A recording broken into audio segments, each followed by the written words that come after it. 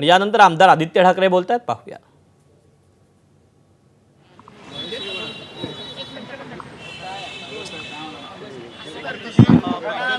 थांबा, त्यांचा अजून वर्ड मिळाला नाहीये ते. अच्छा, अरे नाही, माझा कॅमेरा पहिला मठाचा कुमारला विचार. ओके, तो मठा तेच त्यांनी ओके दिलं की मग नागपूरचे आहेत ना, म्हणून मला वाटतं दरवर्षीप्रमाणे ही बैठक आमची झालेली आहे. अनेक सगळी जी आमची मंडळं आहेत, जी साऊथमधली असतील, काही ठराविक जी नॉर्थमधले, हे सगळे आज या बैठकीत उपस्थित होते.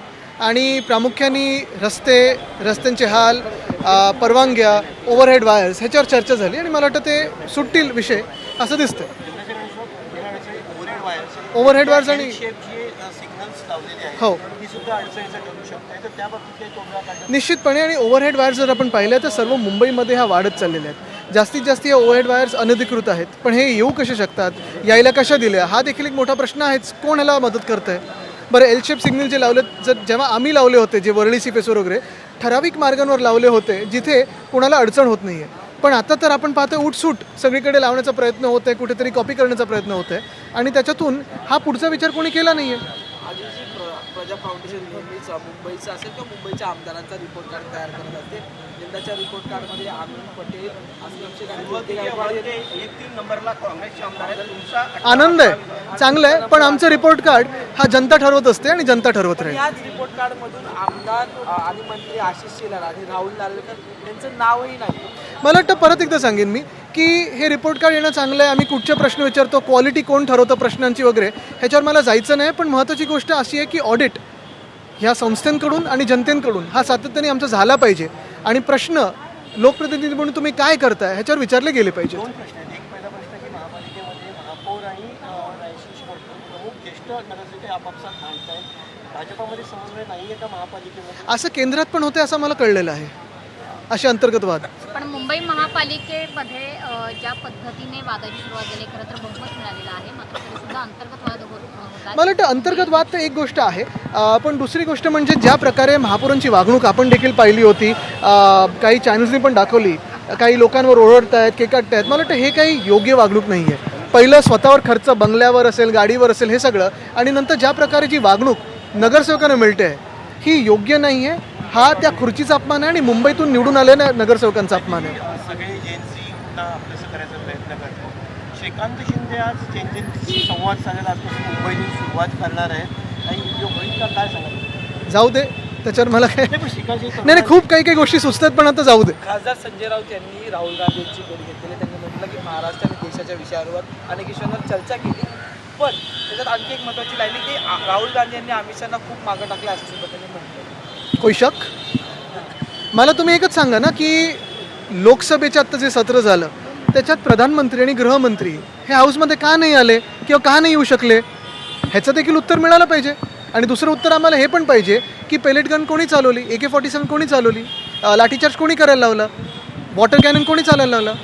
आदिवासी वसतिगृहाच्या बातम्या माध्यमांकडूनही झाल्या होत्या. त्यानंतर एक विद्यार्थिनी थेट राहुल गांधींच्या मंचावरून तो मुद्दा, मला वाटतं आता 10 दिवस ते सगळे विद्यार्थी उपोषणाला बसलेले आहेत, आंदोलन करत आहेत.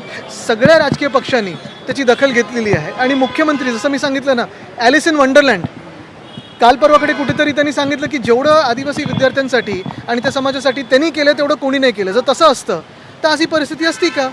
मात्र राहुल गांधींच्या मंचावरून ज्या विद्यार्थिनीने प्रेग्नन्सी टेस्ट केली जाते असा आरोप केला होता, ती मुलगी खोटं बोलते असं मंत्री अशोक उईके म्हणतायत. मला वाटतं काय आहे की कोणी काही प्रश्न विचारले की त्यांना अँटी नॅशनल, खोटं बोलतात, इथे जा तिथे जा, हे सगळं बोलत असतात. सत्य परिस्थिती ही जाणून घ्यायला भाजपची हिंमत नाही आता आणि सत्य परिस्थिती ही खूप वेगळी आहे. मुख्यमंत्री हे ॲलिस इन वंडरलँड झालेले आहेत. पण या प्रकारची चौकशी व्हावी अशी मागणी केली जाईल.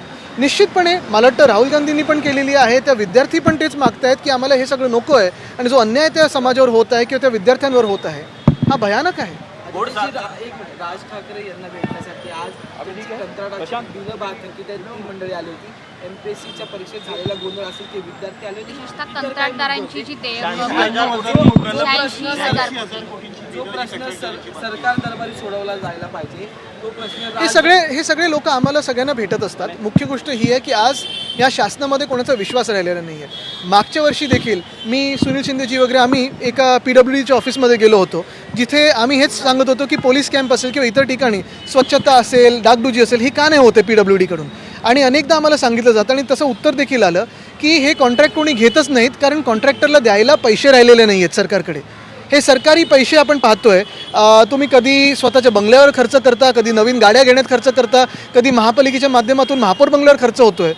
पण जे न आवडते किंवा खरोखर काम करणारे कंत्राटदार असतील त्यांच्यावर कधी खर्च होत नाही. लाडक्या कॉन्ट्रॅक्टरवर खर्च होतो.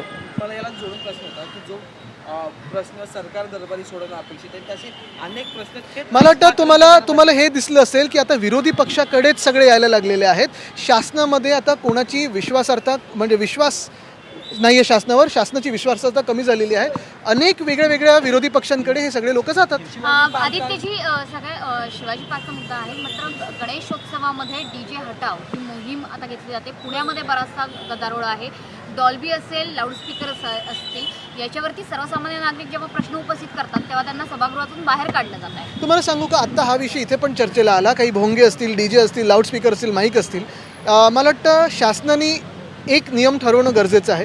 आपण जेव्हा बघतो काही आमदारांच्या मतदारसंघामध्ये, काही नगरसेवकांच्या मतदारसंघामध्ये सगळं काही चालतं आणि काही लोकप्रतिनिधींच्या मतदारसंघामध्ये सगळं काही बंद करायचा प्रयत्न होतो. ही जी तेव्हा गणेश मंडळांसोबत बैठक घेतल्यानंतर आदित्य ठाकरे माध्यमांशी बोलत होते. त्यावेळेला त्यांनी विविध विषयांवर भाष्य केले.